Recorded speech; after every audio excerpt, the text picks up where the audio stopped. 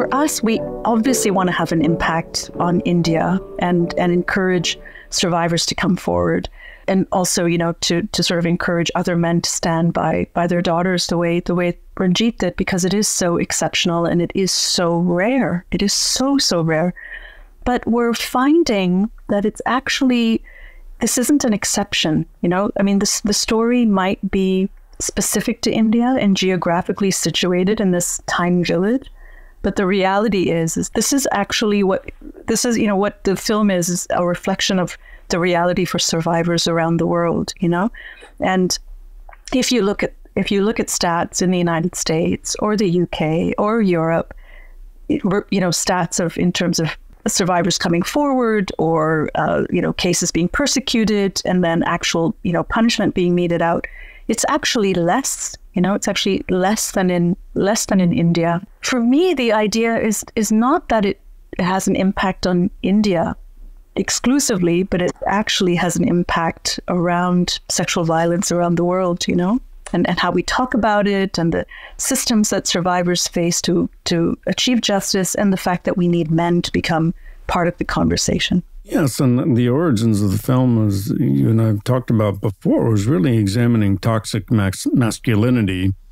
In this case, in a context of India, but that applies around the world, and certainly in patriarchal culture, where there's a constant threat of violence, be it sexual, physical, against women. So it is part of a much larger context that applies in everywhere around the globe, unfortunately. Yeah, exactly. So yeah, it's as you said, right? It started off it was really sort of an examination of that. And for me, that's never, the film became something completely different. But I think at its core, that idea of men and masculinity and the need to look at that and the need to actually talk about that is so important. I'll just tell you one thing. I had this incredible conversation with a young female lawyer in Berlin at a screening. She was so fascinating. And what she said was so true. She said, we're living in a time when we are telling men and boys what not to be, but we aren't giving them options of what they should be. We're not telling them what they should be. And so I think we're making men and we're making boys feel guilty about this idea of being male.